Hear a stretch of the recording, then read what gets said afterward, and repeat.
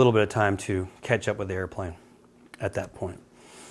This is about 2 hours of traffic flow in and around Luke from radar tracks. So why the SATR is because we do a whole lot of flying, and this is all us. This is all military tracks from them. So it was very busy. That's it depicted on the ground. Kind of hard to see, but just know there's a lot of airplanes. Okay, and there's specifically the SATR depiction there, two-way comm in the north and in the south. The sector altitudes that are depicted, hard to see here, but are in the charts there, are very important. And for you guys, you're reporting visual points along the ground, correct, of your position in the SATR, or are you just making two-way radio comms saying, hey, I'm entering from the west, entering from the north? Is that what you're doing? Okay, there's a depiction there. The sectors with the altitudes, that's a little bit a better graphical depiction. And this is like some of the reporting points that we care about. Carefree Highway in the 60, the Del Webb Hospital, we can see very well and big there at the at altitude. We use a lot of references off the 60 and the Sun Valley Parkway there. And off the south, pretty much Buckeye, like I said, is our big depiction of when we're going to enter the SATR for us. What I can do is definitely, I can leave this presentation with Roy, and so if you guys want to, use a pen drive or a CD-ROM, or he could probably email you these pictures just so you can put them up. I have a question. Yeah. Example yesterday, I was flying in, and I tried to explain where Castle Well Airpark is. Ha! And he go, what's the airport identifier? I tell him. And we're going back and forth. And what's a good geographical location that he would pick up? Because I used just north of LUKE AFB 1. Would it be better for me to say 74 and 60?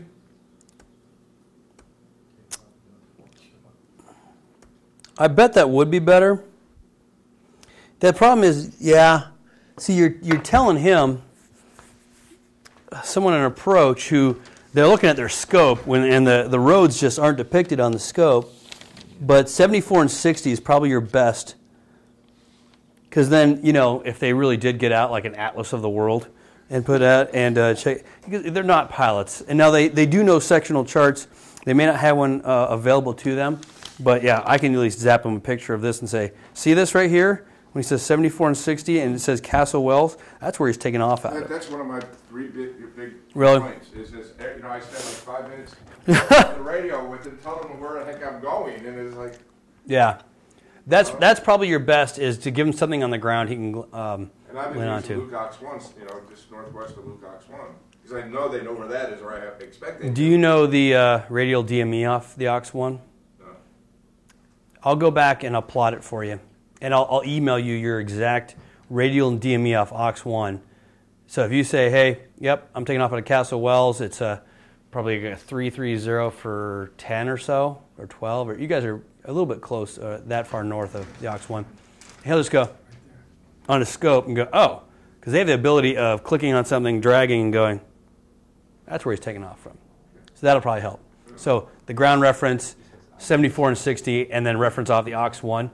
Because they know they have a facility there. So, okay, I'll get that to you. I had no idea that was an issue with them. Okay. Now that's pretty much like the air traffic part of it. I'll talk a little bit about, that's a fun configuration. I'll talk a little bit about the range management stuff. Most of that stuff to the south are restricted areas. I don't know if you guys do any flying in and around Gila Bend. In that area, or Yuma, but that's where we do a lot of our flying in the south. That more involves the Goodyear and the Atka folks, but I'll talk about Glad and Baghdad Mo, which is probably more in your neck of the woods. Our special use airspace is really just designated to keep people out because we drop bombs, shoot missiles, gun, and shoot down drones. So you don't want to be there and be a target for us. Pretty much south of Gila Bend, don't fly there if you don't have to. The MOAs definitely fly there if you need to. And like I said, just if you can tell someone about it, that's perfect. I'll have a little video here about what we're doing when we're in the MOA. and to give you an idea of it's very, very important to keep communications.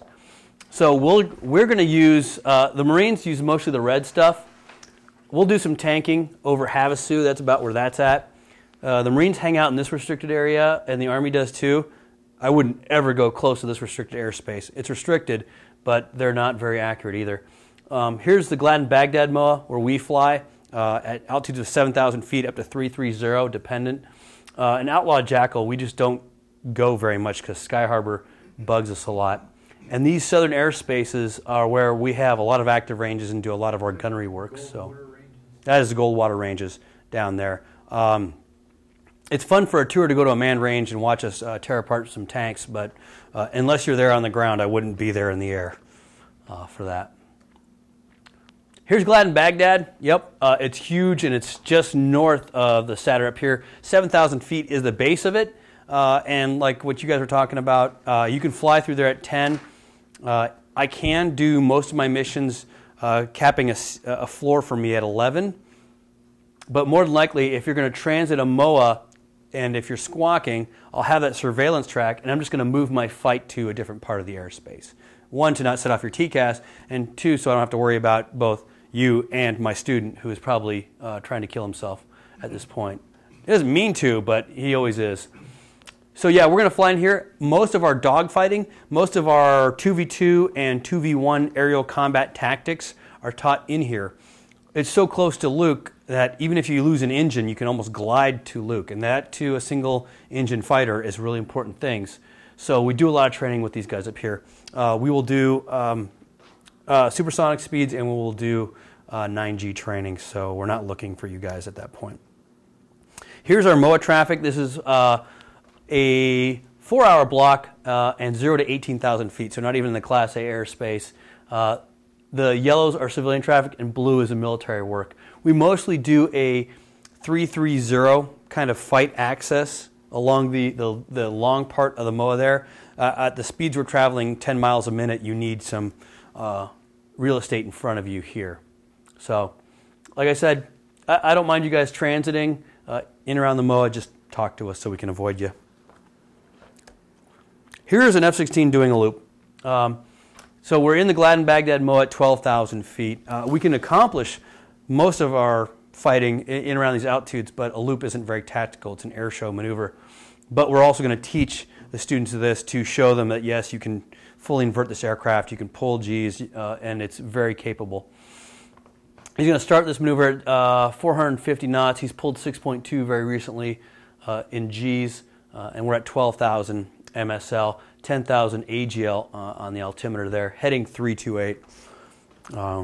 I would show you a dogfight video, but it wouldn't translate very well.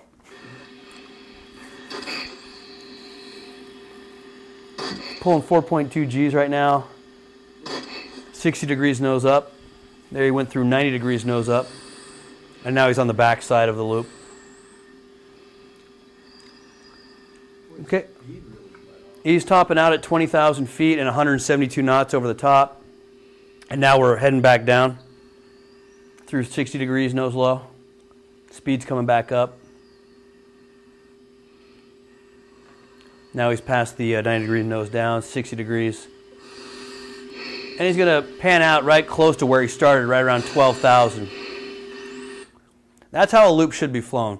My student will pull way too much G's, get too slow over the top, nearly go out of control, and then end up at the bottom loop around 10,000 feet. So it's not going to start out where he ended up. He'll plan it at 12, ended up at 10. So like I said, telling us where and how you're going to transit the MOA is very important.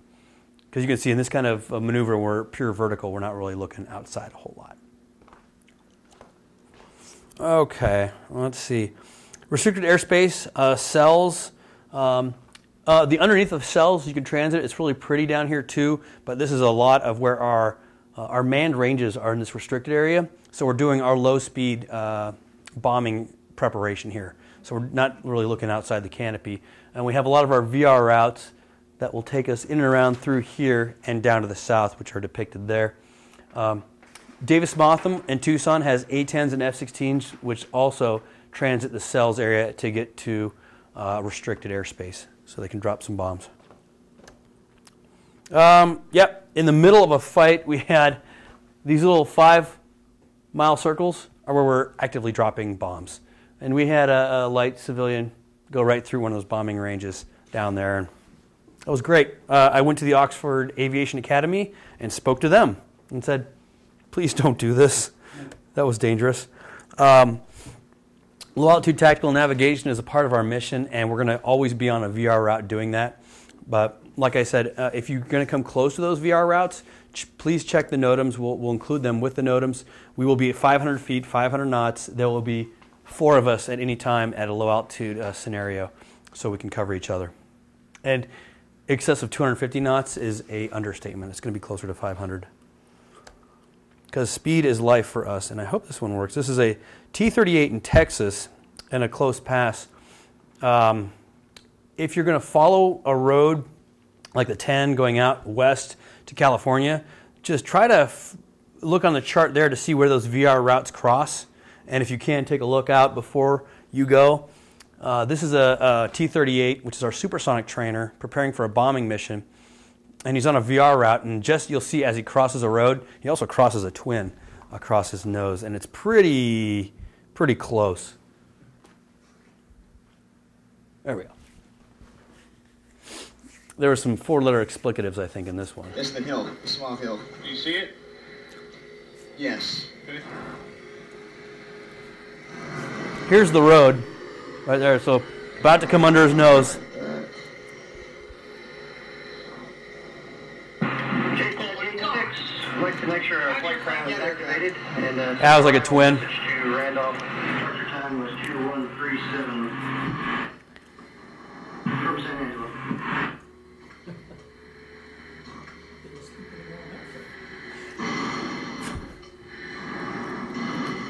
Dude, let's go home. Yeah, they never did their bombing mission that day. Let me ask you this. Your aircraft are obviously much faster and maneuver much more quickly. Yeah. If we visually see one of you, you're closing so quickly, what do you want us to do? Really, if we're closing your nose and like there's no movement on the canopy, i.e. we're in a collision course area, always go low. If you can, go low. You're not going to outclimb an F-16, and that is our number one answer to anything, is apply force and G in power. Because I can pull at any time 9 Gs into the vertical, and that's where I'm going to go more than anything. So we use that for bird avoidance too. Birds will almost always dive, so if you got one off your nose, try to climb. For you guys, we treat you kind of like birds because we know we're going to outclimb you, and we're counting your guys' outmaneuver is going to be down. So it is pretty close. Now, in an F-16, seeing one, your visual cues off a 90-degree point. So if you're looking sideways at it, at a mile, you're going to maybe see, if anything, you'll see his anti-K light on his tail, and he's going to be pretty darn small. And outside, actually, this is going to be about 1.5 to 3 miles. And outside of 5 nautical miles, it is literally going to, you're not even going to see a tail. You're just going to see probably this little silhouette going. Now, and I will also tell you, and it's interesting that you might actually be higher, but yes, you will be higher than an F-16 if you're crossing VR routes that will either be capped at 4,000 or 6,000 feet, especially off to the west, 231. If you see and are looking down, if you're looking for an F-16 that they're pointing out to you, you may not necessarily see the F-16 because they painted it a gray special paint that really blends into the desert floor. But what you are going to see, if the sun is out here, is you will see a larger shadow moving along the ground. And that's how we find MiG-29s and the Russian bombers, if we're trained to see them, is we're going to take a look at that sun. I know about where he is because maybe they're calling him out to me on this route, and I'll look in that position and I'll try to figure out where that sun is and look a little farther, and I'll see shadows. And I'll see these shadows more so than I will see that airplane moving around. So, because if we're at 500 feet, our shadow is not going to be very far from our actual aircraft. Take maybe a 1 or 2 minute break and change out of kit. Yeah, sure. Sounds good. There's water over there if anybody wants water. It's pretty close. So if we contact